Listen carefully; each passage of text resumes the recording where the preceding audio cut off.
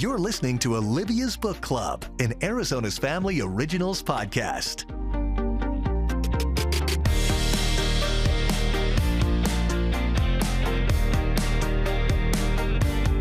Hey everybody, and welcome to Olivia's Book Club, and I'm your host, Olivia Fierro. Thanks for listening in. It's February, so, we're feeling love, looking for love, whatever, however you are, sour about love. So I've got a Valentine's theme for you today, wink, wink. Nothing says happily ever after and true love like a really hot woman intent on marrying rich. And I don't mean a little rich, I mean like filthy, bleeping rich, right? That's the true love story. That's very America. So that ambitious quality is not just the only deliciously wicked thing that stands out about our character B we're talking about today. From the pages of Stone Cold Fox, a debut novel by Rachel Koller Croft, who is joining me this morning to talk all about it. It is wicked. It is fun. It is just the kind of book that you love to spend time with. I took this with me on vacation post-Christmas, and it was absolutely perfect for me to check out. And so congratulations, Rachel. The book is fantastic. Thank you so much, Olivia. I'm so excited to be here. Thanks for hosting me. I'm excited to talk about Bee. I'm glad you love her as much as I do. She is so many things. So number one, she's super gorgeous, and she's a chick who knows what she wants. And she's got quite a backstory and a lot of secrets, and she's able to juggle things in a, I would consider to be quite an admirable way. So give me a little background on how you came up with this character. And in the notes, some of the descriptions, we know when we're always telling readers, okay, if you like this, you'll like this. The luckiest girl alive, that was a reference that I kind of thought about when I was reading B. And some of the quotes had Gone Girl as well, kind of as a combination. I would say a vibe of luckiest girl alive mixed with what I'm binging on Netflix right now, which is Ginny and Georgia. Oh, that's such high praise. Thank you. Yes, like I kept now as I was thinking of B, your character, last night as I was watching the second season and thinking of Georgia, because there is this layered, like, got a lot going on, good looking woman with, who's got to take care of business. So let's talk B. Oh, sure. I could talk about Bee all day. When I started writing the book, it was her voice that came to me first. She was just so funny. Truly, she's sort of, and I say this loosely, she's like an amalgamation of myself and some of my best girlfriends, and some of the things we might say, even though we know better logically, just the stuff that's been kind of ingrained in us since we were young about being a woman and, the commodification of a woman's body and using it as a currency. And I just thought, I want to write about a hot girl that just goes for it in every single way. And the thing about, because people throw the term around unlikable narrator and all of this, and I think those are valid complaints if that's not your vibes, but I really wanted to make sure people liked hanging out with Bee. So even though she's kind of monstrous, I think Bee is so funny. I think whether people like her or hate her, they like hanging out with her because they're being entertained by the hilarious things she says throughout all of her nefarious deeds. Seriously, she is so funny, and she's also so smart. So she's got this sharp wit, and so getting inside her head and the narration, and I found it to be super refreshing, because so often we're reading women's voices and we're getting in the minds of a female character, and we're bogged down in their insecurities. And that's a very relatable story to tell, of course, because society tells us we're not good enough at anything or in any space. But B knows that she's super hot. She knows that she wields this power, and she's really sharp enough to be able to read people quickly and deliver what they want or what they're looking for or what can push them back on their heels and make sure that she's the one in control of a situation. And so it was hilarious to just hear how she kind of ticks through, realizing how people are checking her out and knowing, and, all of the things that they're noticing about her. There were very many laugh out loud moments, in particular in the beginning as we're getting to know her. Yeah, Bee does not suffer from a confidence problem. For sure. And that's honestly one of the things I just love about her, because I like all sorts of characters, but I just feel like lately we've been saturated a lot with like the mess of a woman who these things just keep happening to her, and how is she going to do it? And B is just a boss. Like, that's not to say she doesn't have problems and insecurities that come out later that she grapples with, but just the way she deals with things, she tends to use it as fuel.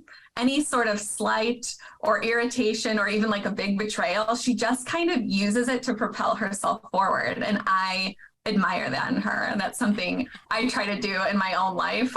Is just kind of I'm a writer, so you get rejected all the time. And I really just try to use it as fuel to the next thing. Like, oh yeah, watch this. This is going to make a great story. All of these. And we've had so many the pleasure of talking to so many authors, and truly the best stories are the ones who were rejected the most times, because then it's the biggest win, when it all happens, because it's so satisfying. Totally. And I'm a screenwriter as well, which I think is even double the rejection sometimes. So I think if you are a writer, trying to turn that skill on and use that as fuel instead of knocking you down can be really helpful. I don't know if it's healthy, but it works for me. So B loves a challenge, and she's and what I want listeners, because you'll be listening to this, the book will be brand new, so you maybe, and you don't know Rachel yet. This book there's a lot of layers to it. B has a really thick backstory and a very complicated backstory and a very complex mother relationship. So she's got a lot of secrets, and she's got a lot that she's been through that will give us a lot of compassion for her behaviors, certainly, right? We there's a lot of empathy that you will have for her, because she has been through it and then some. But she also is fabulously the kind of person who enjoys a little conflict. And she finds that conflict with who I think of as the key character in this book, more so than her spouse to be, but happily ever after. But the one that is challenging her space in this high society world of Gail. Those interactions are amazing. It's so fun because, and I don't want to spoil anything, but it's really not about Colin, the guy she's trying to marry. It's more about power and status and what those things represent to each woman, and just noticing the things about the other that they don't have. Because I think in a lot of ways, B doesn't outright ever say it, but when she notices things like that Gail obviously doesn't care about. Like there's a time where she notices her nails aren't polished and she picks the wrong color of lip gloss. And that's stuff that consumes B. And not because she loves that stuff, but she sees it as part of her arsenal and she has to work at it. Like everything that B does is so methodical, she never turns it off. So seeing someone like Gail who doesn't think about any of those things, B's always like, must be nice. This is exhausting. So I do really like that. And even though we don't get into Gail's head at all, because the novel is all in B's perspective, I'm sure Gail is plenty jealous of B in many ways too. And I just think the complex relationships between women are so much more interesting to me than just B and Colin and what she's doing with him. I mean, that's not really the deep stuff I wanted to go into, just because, I don't know, B and Gail, I could write like cat fight stories between them all day. Yeah, it's so great. And so the general setup, without revealing too much, would be, and many people will be able to relate to an element. Say, if you are with somebody, you start in a relationship, you get serious with somebody, and they have a best friend of the opposite sex. And so naturally, it's like, okay, there's a little, there's a territorial kind of match going on between these two women around this guy who is really sort of just, he's the furniture in the story. It's about them, sizing each other up, challenging each other, testing each other, and hoping to, rattle the other. And that part is really fun. And the idea of the strength that one gets from beauty and the strength that one gets from money are all at play in every single interaction. Totally. And that's really what it's about for them. And Colin, bless him, because he really does mean well. He's a very sweet character, but it's like funny because it's not really about him. And It's kind of like, in some ways, it's so funny that I didn't even think about this, but someone recently said online that it's kind of like a thriller, creepy, My Best Friend's Wedding, which is, I actually think is pretty accurate. Yes. And Gail just kind of thinks that she owns Colin. He belongs to her.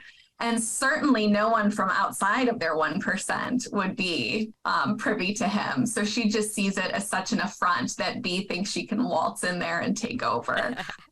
Gail was very fun to write because I personally don't like her, but I still wanted to make her very three-dimensional. And I think there are going to be a section of people that read this book that probably prefer and root for Gail. I don't get that, but I wanted people to have that option. I'm Team D all the way. Right, of course. Yeah. I mean, if just for the wardrobe alone, right? Of course. So you everyone bought for her. Yeah. So you said that B is kind of, when you're coming up with this character, you're thinking about some of the ladies in your circle and some of their good qualities, and then their little, naughty sides when we're talking and indulging ourselves in kind of, fantasy chat. Will you dare say that any people in your circle were the inspiration for Gail? Do you know what? Gail is based on not one person, but sort of people I have rubbed elbows with throughout the course of my career. By that, you mean rubbed the wrong way? Yeah, just, kind of entitled based on where they come from, where they went to school, who they know, not super welcoming if you're more of a scrappy upstart. So that's sort of what she represents, but she's not based on any one particular person. If I'm being very honest with you, Colin's mother might be based on an ex-boyfriend's mother. That's a very specific woman who felt quite alive and real as well. So kudos to you. You captured that.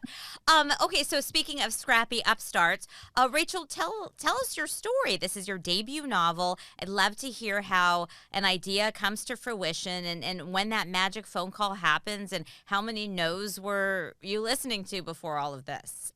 Oh my gosh, my path to writing is so convoluted, but I moved out to Los Angeles shortly after college. Not sure exactly what I wanted to do, but I had been writing since I was a little girl. So it's something that I always wanted to do, but I come from, kind of a working class family. I just it maybe didn't feel like something that was realistic.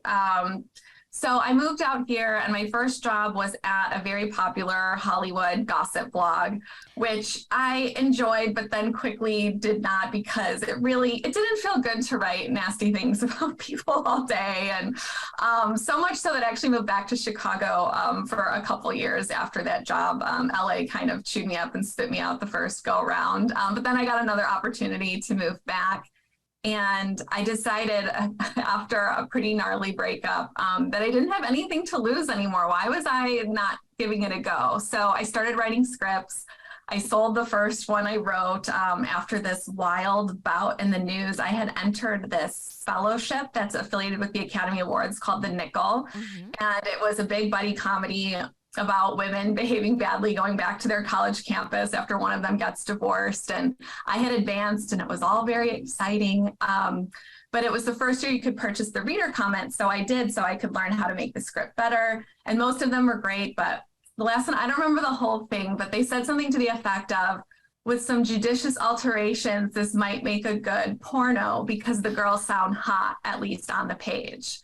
And I read it over and over, and I was like, first of all, I paid for this feedback. I brought this upon myself. Second of all, what the heck? I just felt like it was a very sexist interpretation instead of looking at what the script actually was.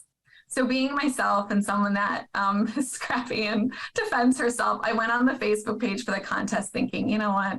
10 people and the moderator are going to see this, but I'm going to stand up for myself. And I said something to the effect of, I wanted to bring your attention to the below note I received, considering the current climate for women in Hollywood. Just thought I would bring this to your attention. And Olivia, it was just one of those weird things that went viral. So people were talking about it on Twitter. And then I had journalists reaching out to me in my Facebook messages. wanting to talk to me about it. And like, I'm a writer, but I'm a businesswoman too. And I knew that if my script was in the news, people were going to want to, read it. So I talked to Jezebel, I talked to Mashable, I talked to the Chicago Tribune, and my script was in one place at the time, at a production company on the Sony lot, and wherever it was in the pile, it got moved to the top and they bought it, and my life changed in the course of the week. So I've been working. Wild? I know. I've been working very steadily since then, doing scripts and TV and film. And then during the pandemic, I'd always wanted to write a novel my whole life. And I just never quite got the story. Like I was like, I think that's a movie, or I think that's a TV show. And then when B started knocking around my brain, I was like, oh, I think this is my book.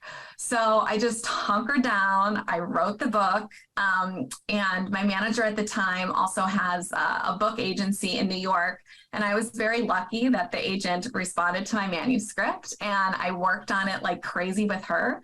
And when it was finally ready, we went out to several editors. It went to auction, and everything happened so fast. Like, compared to screenwriting, where I feel like it can take forever to get a response, I was so shocked that we submitted the book and 2 weeks later it was at auction and it sold. And I know that's kind of an anomaly, so I don't want to say that's totally what will happen to you. This is how it works in publishing, it turns out. Exactly. Like I'd had a very clear in because of my TV and film representation. I was introduced to a book agent. But yeah, it's been so much fun. And I love writing for TV and film, but writing books is something I'll do forever. I love doing it. I'm having such a good time, and I just can't wait for the book to be out in the world. And the early response has been so fun and exciting because I'm a freak. I read all of the reviews. Oh my gosh. Oh, it's been a lot of fun. And listeners, be warned, she will call you out if you give her a negative review. So you could be poised to be part of her next viral moment. It'll make her money, not you. So think carefully. Do you know what's funny? I would actually, obviously I love a 5-star, but it's the 3 stars that offend me more than a 1-star. Because if a 1-star, it's like, okay, like it's you not had for a you. reaction. Yeah. I got something out of you. But a 3-star, I'm like, oh gosh, I really didn't move you at all. So but regardless, I use it all as fuel. You don't want to be so bland, right? Like that's just like, I'd rather really offend you or disgust you. Talk about it, book club. Exactly. Oh, well, there are authors who do over the years. Sally Hepworth has done a great job of reading her bad reviews on social media. And so she'll go on Goodreads and she'll do like 2-star reviews, and it'll be like this, and it's just, and she's so adorable and funny, and it's just so funny because it's just like, it reminds you, it's like the dating thing. It's about them. It's not about you. It's not the totally. Like if you're writing something that's universally adored, I don't know, how good can it be? Yeah. You're not really going to say much. So I think it's okay to have bad reviews. They're just as welcome in some respects, but give me a good one anyway. Yes, please. Yes, please. 5 stars. So you mentioned the screenwriting, and I was seeing on your website the trailer for Torn Hearts with Katie Segal. So is that the script that moved its way from the bottom of the pile to the top? No, that was one I had been working on in my head for years because it's a weird pitch. I would talk about it in meetings. I'm like, I kind of want to write a horror movie that takes place in the country music world. And I also want to write the country songs. So it's kind of like a country horror musical. And the way I would pitch it is like if Quentin Tarantino and Dolly Parton made a movie together. It was just one of these like weird ideas I had. And I'm like, okay, I need to sit down and write this and figure it out. And then luckily for me, I mean, when you write a horror movie, you want Blumhouse to buy it, and they did. And that was just so exciting. And then to get Katie Segal in that role, oh my God, it was just such a dream come true. She crushed it. So yeah, that was one that the writing process in my head was a long time, but when I put pen to paper and we took it out, everything happened kind of fast. But it's funny to me because the idea has been in my brain for so long that it feels like an old story to me, but it just came out this year, and I think people had a lot of fun with it. And I actually just got nominated for a WGA award for the script. Congratulations. That's exciting. very exciting. So I'm gown shopping as we speak. Whoa, all the stuff is happening. This is 2023 is your year. I know, coming in hot. It's only January 19th. What else awaits me? Seriously. We'll see what happens like in the later quarters of the year. I mean, the first couple of months are huge. Yes, it's very exciting. I'm thrilled. It seems like things pop up all at once, but like any career, you plant seeds over the course of such a long time. And it's just, now it's such an exciting time to see all of these things come to fruition because it's such a slog at the beginning, but it's just part of the process. Well, yeah, and you said you even so much so that you moved away from LA and had to decide to come back. And I think that a lot of growth and probably a lot of story and emotion and inspiration for character development comes from those moments. Absolutely. And that was a fortuitous turn for me for a couple of reasons, because I do think as a writer, it's important to have a lot of different types of jobs and meet lots of different types of people. If you're in the writing path and only doing that, I feel like it's hard to find things to say. So I really treasure those jobs. I mean, I worked in sales in Chicago, and that was great for so many reasons, because I think nobody tells a screenwriter when you start getting going that 80% of your job is sales. So I remember being sent on my first pitch it's called an open writing assignment, and they're going to hear anywhere from like 10 to 15 writers pitch on an idea.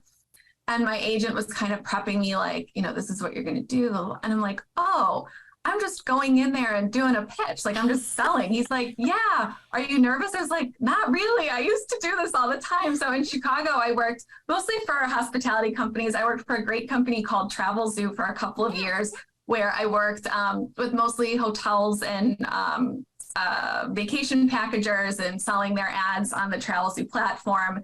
And then I took a crazy turn into the startup culture there, and I worked at a flower company where I sold luxury floral arrangements to like hotels, residential buildings, things like that, where they spend hundreds of thousands of dollars on flowers every year. And I became the top salesperson in the company, and I got to move to Los Angeles. That's how that kind of happened. So it's funny because I enjoyed sales because I'm competitive, and I feel like that was a good way to channel that energy. But I had no idea that it was going to be so helpful to me in my career as a writer, because there is a lot of performance elements to it that you may not realize when you're in the thick of the writing part. But as far as TV and film goes, I have to go in rooms and sell my ideas. And now with this book, I'm doing press, and I think it's so fun, and I'm excited by it. But I imagine there's, some writers might feel more introverted, and this would be scary. So I'm glad I had all of that experience in Chicago. And then I just met so many great friends. Like, I feel like I have these different seasons of my life. And I've been reaching out to people over the last couple of days because I'm going on a book tour. So I'm going back to Chicago. And it's just, I feel like when I get there, it's going to be like this is your life, because I have people from high school coming, people from all these different jobs, and everyone's so excited and saying they're proud of me. It's just like the coolest, most exciting thing. And it's a really special time. It feels wild. Oh, that's amazing. And I think that obviously you seem like a very outgoing person. And so the extrovert side of you is going to really shine and connect with people. And of course, the more people know you and feel invested in you, the more happy that they're going to be for your success and kind of like help support it and make it happen and spread the word about it. So all of that is going to be so great. Is it hard for you when you are writing, though? Are you the kind of person that misses being in the environment where you're with other people every day and getting dressed and going somewhere? Or are you taking your writing outside of the home and you're trying to be in the world? No, I think it's so funny because my husband is always like, no, you're not. But I actually think I'm an introvert. Oh, as an extrovert, because I love going to parties and things like that. But when I'm ready to go home, it's like I turn off, I get like kind of quiet. I find it really hard to make small talk anymore. And I just like need to go and recharge my batteries. So I actually, as far as writing, I don't mind being solitary at all. I primarily work from home. Once in a while, I'll go to a coffee shop if I feel like I just need to be in a fresh area. But I generally work from home because I like being by my dog. She gets me out to go for walks and stuff throughout the day. And I do tend to talk my husband's ear off when he comes home because I have been quiet all day. But I think it's a good balance for me. I really enjoy it. Because the thing about writing, there's moments where I'm not even like a super woo-woo person, but it's like I just feel touched and I like write and all of these things come out. And when I read it back, I'm like, oh my God, I don't even necessarily remember writing that, but I love where this is going. I just think it's such a magical, cool thing, particularly with the first draft phase. I just finished a first draft of my second novel, which I love that phase, but also hate it because it's just so much more challenging, I think, than revision because you're just working from nothing but a blank page. But those are the moments where I feel that the most because it's like, oh my God, I have to write a whole other book. How am I going to do this? Wow. Sounds like a lot. It is. But it always happens. I feel like when you put the butt in the chair and turn on the computer and just focus, it tends to happen. It's a magical thing as much as it is a technical thing. When you, and I find it fascinating, like, especially when people are able to work in both spaces of writing books and writing for film or television, do you feel that you automatically know in your heart which you want to tell in which way, and how different is that format? I mean, to the outsider who doesn't write, it seems like wildly different. Is it, or is it not? They are different. When I think of an idea, it's not always super apparent. Sometimes I'll start working on something and be like, oh, I actually think I'd prefer to work on this as like a TV pilot. I think I have more to say. Then there are some ideas that just feel so suited to a film because there's just a very clear beginning, middle, end, and an arc. Books, something has to be really exciting for me to want to write a book just because you have so much more real estate. The thing with scripts, and I don't want to say it's formulaic because that's selling it short and not entirely true, but there are just like specific beats and moments you have to hit as you're creating the story, and you only have so many pages. A 1 hour script is about 60 pages, and we're not talking about book pages either. I mean, there's tons of white space. It's a lot less words. It's just less real estate. So you have to be much more direct and concise. You can't really like linger on anyone's like outfit or music they're listening to. It's just like, get to the point, okay? And with the novel, and that was something I found so freeing and fun, is like, I got to be the director, I got to be the costume designer, I got to be the sound designer. I mean, you have to do everything. You have to set the whole scene. And not that you want to go like too crazy into detail, you don't want to bore anybody, but you just have a lot more room to play in terms of story and length and where you want to go. Like when I'm writing a script, once in a while a character will pop up as I'm writing and I'm like, do I have room for this? And sometimes I do and sometimes I don't.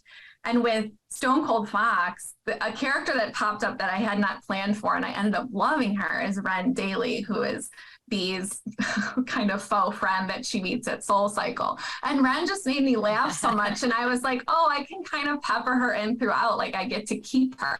And I really like that part of novel writing. I just think there's a little more room for surprise and going in directions. Whereas with TV and film, you kind of have to stick to the script, as they say.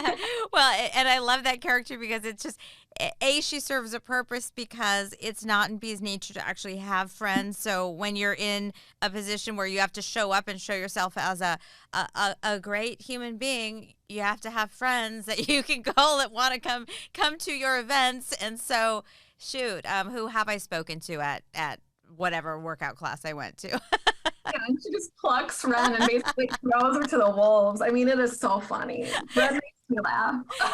So now you said you've already done your first draft of your next novel. Is this, when you sold this, you were selling this so quickly, is this a long-term book deal? Now are you on like or do you go through this process all over again? So this one, I was very lucky. I got a 2-book deal. So Berkley likes Stone Cold Fox so much, they bought a book I hadn't even written yet. So no pressure. But I'm very excited. It's something separate from Stone Cold Fox. I would like the opportunity to write a sequel for Stone Cold Fox in the future because I think there are a lot of different directions I can go with B that excite me. But this book is something entirely different that I don't think I can talk about it too much yet. But I know people that like Stone Cold Fox will like this book because the voice is mine and it's fun. And I really do like in writing books and even scripts, like I want to throw a fun party. I want people to enjoy themselves. I want them to sit there, meet interesting people, giggle, maybe get a little shocked, just like have an experience. And I think my second book will deliver on that too. And I guess one thing I can say, since I was talking about torn hearts and things too, music is really important to me. And music plays a really big part in this second book. So I'm super excited about that. Fantastic. And last thing, was it a very different dynamic to sit down and write it knowing, oh, somebody's actually already paying me for this for sure, and they are expecting it. Now I have to be like a real professional and and meet all my deadlines and do well like I did with the first. And I'm a very type A person. I heard this turn of phrase recently that I identified with so much. I think I'm what's called a precrastinator, where I like to not only like beat the deadline, but like exceed the deadline. And I just like when something's on my plate, I want to get it done right away, which I don't think is the healthiest thing either, but it's something that really gets me going. And as far as this first draft, I wanted to have it done by the end of the year. That was my goal. And so I just had kind of a wild year. My husband also works in entertainment and we got to travel a lot this year. So we lived in London for 2 months. We went to Paris. We went to Greece. He was shooting in Istanbul. We went there. So we were like around the world last year. And I would say maybe like writing wasn't my number one priority, sadly. But I was like, I'm going to do this deadline. So November and December, I had about half of it done, but I still had half to go. And I don't know how I did it. Again, that stuff about like being touched, but I just sat down and I knocked it out. And my poor husband, I was crying some days. I was like, I don't think I'm going to do this. I don't think I can, but I wanted to do it as a favor to my future self too, also to my editor, and wanted to meet my deadline. But I knew if I had that done by the end of last year, with the book coming out on Valentine's Day, doing all these fun podcasts and stuff, I could just like enjoy this moment and not have that hanging over on my back. So even though it was painful and I basically skipped Christmas, I was such a Grinch. I was like, it comes around every year. Yeah, we'll fine. do it next year. We could do it in July. That's a thing also. Oh my God. I love Christmas. And I was such a Grinch this year. I took the tree down December 26th. I was like, get it out of here. We're going into the new year. Like I'm finishing this book and that's it. So, but I did it, but it was very, very hard. But I thrive on a deadline. So it was a good thing in the end. It's great. And then you're able to happily discuss everything rather than saying, technically I'm in breach of contract right now and they're coming to collect whatever, forward that they gave me or what advance they gave me. That would change the tone of everything for you. Totally. I don't think I would be as like fun and blah, blah. So you mentioned the book tour. As we wrap up, Rachel will be going on a book tour for Stone Cold Fox. So if you're in LA, San Diego, New York, Chicago, or Scottsdale, Arizona, then be looking for those dates, and you can meet Rachel and get her to sign a book and hear all about it. And so I'm very excited to be joining you at the Poison Pen in Scottsdale. Our date is March the 2nd, right? Yes. Yes. At 7 p.m. I'm very excited. I love Scottsdale. It's kind of a newer place for me because my mom's lived there for about the past 6-7 years. So I go there for Thanksgiving every year. I go and visit my mom so often, and it's not that far from LA. And it's just such a fun place to visit. I love the desert. I love the landscape. I love the food. It's just like, listen, I used to have to go to Chicago every Christmas, which I love Chicago, but that is not where you want to go in December. So it's been such a nice change of pace to spend the holidays in beautiful Scottsdale, Arizona. I'm a big fan. Thank you, Rachel's mom, for making a very strategic move. Everybody is pleased with that decision. So, yes, we are. Yeah, totally looking forward to seeing you. Congratulations. It was really nice to meet you, and I can't wait to do it in real life. I can't wait to, Olivia. Thank you so much. I'll see you soon, Rachel. Congratulations. The book is Stone Cold Fox, and it's February 14th release. Thanks, Rachel. Thank you, Olivia. That was fun. My brother and sister-in-law, they're writers, also TV writers, and so they know I'll know Katie Segal because her husband is the one who created The Shield, right? I think he did Sons of Anarchy. Sons of Anarchy. Or Oh yeah, like that. because he was one of the writers on The Shield, and so Yeah. they met on The Shield in the writers' cool. room. Yeah. So they got the one, my brother and his wife who are married now. They met writing together on that show. So yeah. So but I know. So she like thrives in doing pitches. She's great at pitching, and he's terrible at pitching. And it's like a whole. Well, then they're a good team. It's a whole it's like, I know, it's crazy. I just didn't know, and you don't really know until you get going. yeah. That's got to be a really scary part of the whole thing. Well, this was super fun, and I should have mentioned I love the cover. The cover's so cool. Oh, thank you. I like screamed when I saw it because, I sent in, I was very lucky. My editor asked if I had like a mood board or recent books or movie covers, things that I liked. So I sent over a bunch of things, but, typically the author doesn't get, it's like, this is what we think is going to sell the book. Yeah. If you like it, please say yes.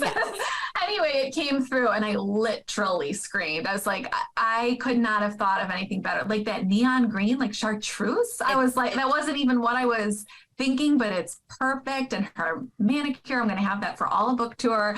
I like sourced these rings in London. Like I want to have the exact thing. Like readers on Instagram have started doing it's just like everything I've been dreaming of. Oh. It's so cool. I'm really, really enjoying this. Yay. Like that's my whole life. Oh my gosh, yeah, it stands out. It's super cool, and it fits the tone perfectly. So thank you so much. I'll see you in a while. Yeah, couple weeks. See you soon. Thanks, Olivia. Bye.